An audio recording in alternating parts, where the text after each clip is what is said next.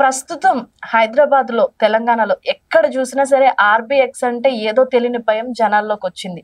అలాంటిది డైరెక్ట్‌గా మీరు ఆర్బీఎక్స్ సచివాలయ కేంద్రంగానే వేశారు. ఎందుకలా? ఈరోజు హైడ్రా అంటే కామన్ మ్యాన్ యాక్చువల్గా అసలు హైడ్రా అనేది ఏంటిది, అది ఎందుకు చేపట్టాల్సి వచ్చింది, అదొక మంచి కార్యక్రమానికి తీసుకున్నారు. ఎందుకంటే నేను ఒక యాక్టివిటిస్ట్గా ఇప్పుడు బాచుపల్లిలో ఉన్నటువంటి వాసవి కన్స్ట్రక్షన్స్ ఏదైతే అపార్ట్మెంట్స్ పెద్దగా కడుతుందో అదొక చెరువులో కడుతుంది. ఆ చెరువు పైన ఇరిగేషన్ డిపార్ట్మెంట్ వాళ్ళు 2021, 2022 police complaint government irrigation department ఇచ్చి ఎఫ్ఐఆర్ చేయించింది. దాని మీద యాక్షన్ తీసుకోలేదు. యాక్చువల్గా అది మూసేయాలి. ఆ చెరువు బాజాబ్తా అప్పటి మున్సిపల్ శాఖ మంత్రిగా ఉన్నటువంటి కల్వకుంట్ల తారక రామారావు గారు లెటర్ మీద రాసి మరిచ్చారు. అక్కడ నేను పోయి గ్రౌండ్ రిపోర్టింగ్ చేసిన అప్పుడు దాని మీద పైన పొల్యూషన్ కంట్రోల్ బోర్డులో కానీ ఎన్విరాన్మెంటల్ డిపార్ట్మెంట్లో కంప్లైంట్ ఇచ్చిన, దాని మీద ఏం చర్యలు లేదు. అంటే నేను పర్యావరణానికి కానీ లేకుంటే చెరువుల పరిరక్షణకు కానీ పాజిటివ్గా ఉంటాను. అసోంటిది ఇవాళ మేము చెరువును విస్తరించబోతున్నాము, మునుపున్నతిగా చేయబోతున్నాము అని మీరు పబ్లిక్ను ఒక పద్ధతి ప్రకారం వాళ్ళకి చెప్పి చేసేది ఉంది. ఫస్ట్ గత ప్రభుత్వం ఇది ఈ కూల్చివేతలు అనేది కొత్తగా ఈరోజు రేవంత్ రెడ్డి గారు స్టార్ట్ చేసింది కాదు. 2014లో ముఖ్యమంత్రి కాగానే కేసీఆర్ గారు ముఖ్యమంత్రి కాగానే అయ్యప్ప సొసైటీలో అక్రమ నిర్మాణాన్ని కూలగొట్టుకుంటూ పోయి లాస్ట్కు నాగార్జున కన్వెన్షన్ సెంటర్ దగ్గర ఆగింది. అక్కడ ఆగింది. దాని తర్వాత సినిమా యాక్టర్ మీద డ్రగ్స్ కేసులు అవి ఇవి మొత్తానికి సినిమా ఫీల్డ్ను లొంగ తీసుకుండు కేటీఆర్. అక్కడికి వెళ్ళి రేవంత్ రెడ్డి స్టార్ట్ చేసిన కూలగొట్టుడు. ఎక్కడైతే కేసీఆర్ ఆపిండో ఆ కన్వెన్షన్ సెంటర్ను రేవంత్ రెడ్డి కూలగొట్టుడు స్టార్ట్ చేసింది. ఇప్పుడు మున్సిపల్ శాఖ ఆయన దగ్గరనే ఉంది కాబట్టి.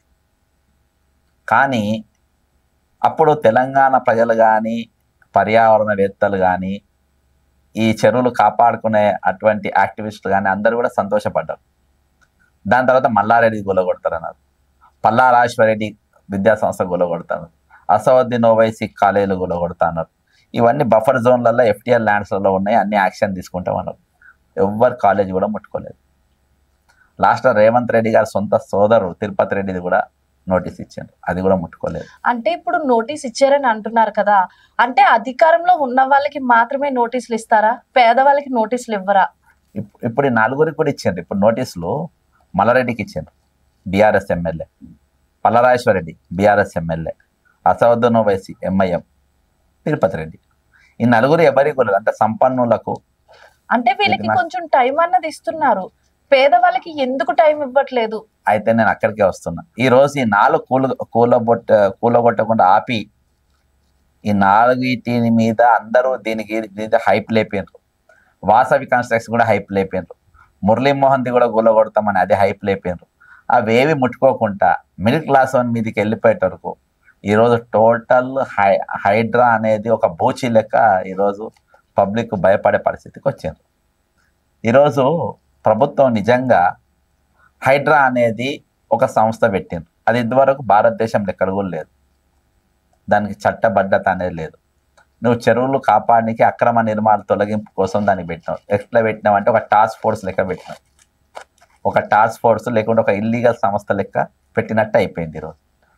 అటువంటి సంస్థ దాంతో ఒకవేళ నిజంగా నీవు ల్యాండ్స్ అంటే చెరువులు కబ్జాలు తొలగించి మళ్ళా మనం చెరువులు మనం తీసుకోవాలని అంటే మనం ఏం చేయాలి అని దీనికి 4 డిపార్ట్మెంట్స్ను వీటన్నిటిని ఒకటి చేయాలి. అని లేదంటే first GHMC municipal commissioner, revenue department, irrigation department, ఈ ముగ్గురితో కూడా హైడ్రాతోని అనుసంధానం చేయాలి. చేసి వాళ్ళ అందరి మధ్యలో చేసిన తర్వాత అప్పుడు అసలు ఈ చెరువులు ఎన్ని చెరువులు ఉన్నాయి, ఎన్ని కబ్జాలు అయినాయి, ఎన్ని కబ్జాలు అయితే అది ఎన్నెన్ని కన్స్ట్రక్షన్స్ జరిగింది, వాటికి పర్మిషన్స్ ఉన్నాయా లేవా అనేది దీనిపైన ఒక మినిమం ఒక 6-7 months దాని మీద చర్చలు జరగాల్సిన. ఏం లేదు, డైరెక్ట్ బుల్డోజర్ తీసుకొచ్చి నిన్న నాగార్జున మీది గులగొడతామంటారు. ఒక ఆమె బుచ్చమ్మ అనేట ఆమె ఆత్మహత్య చేసుకున్నది కూకట్పల్లి. నీకు నేను ఎన్ఆర్‌సిలో కేసు ఫైల్ చేసిన దాని మీద. ఈరోజు వాళ్ళకు కేసు రిజిస్టర్ అయింది. ఈరోజు principal secretary, municipal administration, HYDRAA commissioner ఇద్దరు వచ్చి ప్రెస్ మీట్ పెట్టే స్థాయికి వచ్చిందనంటే మీ పరిస్థితి ఈరోజు మున్సిపల్ అడ్మినిస్ట్రేషన్ ఎక్కడికి దిగజారింది అనేది ఒకటి అర్థం చేసుకోవాలి.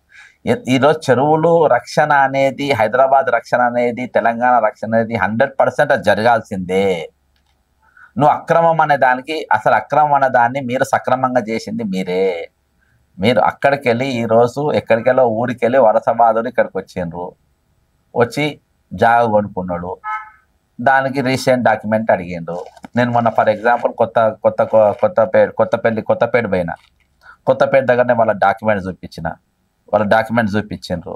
పర్మిషన్ అడిగిన, పర్మిషన్ చూపెట్టిండ్రు.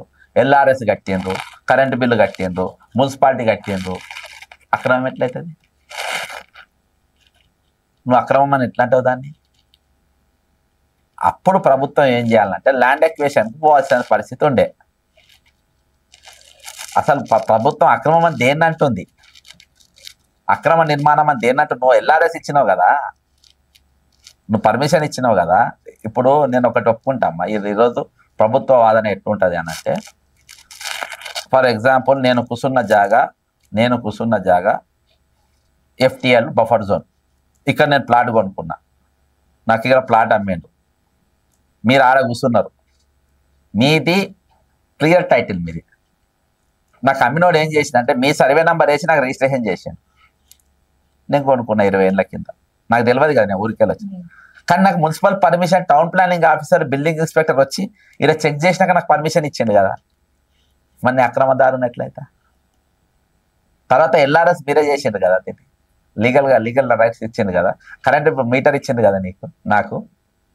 ఇప్పుడు మూడో జనరేషన్ ఇంత కాపురం చేస్తున్నాం మేము. నేను అక్రమదారుని ఎట్లయితే? అక్రమ నిర్మాణ తొలగింపు ఎట్లయితుంది? పబ్లిక్ నువ్వు కన్విన్స్ చేయాలి. నువ్వు నాగార్జున ఇల్లు అది కూలగొట్టినప్పుడు సప్పర్లు కొట్టిన జనం ఈరోజు నీకు రివర్స్ అయింది. రివర్స్ గల కారణాలు ఏందనంటే ఇది. ఈరోజు అక్రమ నిర్మాణం అనే దానికి ఒక ఉదాహరణ చెప్తా. సిరిసిల్లలో ఒక చెరువు, ఎందుకంటే నేను గతంలో కేసు వేసిన కాబట్టి, సిరిసిల్లలో ఒక చెరువు, ఆ చెరువుల బాజాప్త కలెక్టర్ ఆఫీసు, ఎస్పీ ఆఫీస్ రెండు అక్కడనే కట్టించారు కేటీఆర్. అక్కడ అది అక్రమ నిర్మాణం బాజాప్తంలో కట్టిన, అది కూలగొట్టాలని చెప్పిన. నిత్యం national institute of technology and hospitality అని గచ్చిబౌలి టెలికాం దగ్గర ఉంటుంది, చెరువుల బాజాప్త కట్టిన, హైకోర్టు కూలగొట్టినని చెప్పి. అక్రమ నిర్మాణానికి దీనికి మల్లారెడ్డి కాలేజీలో అక్రమ నిర్మాణం, దానికి అక్రమంగా తయారు చేశాను. నేను లేమ్యాన్, నేను కామన్ మ్యాన్ నేను.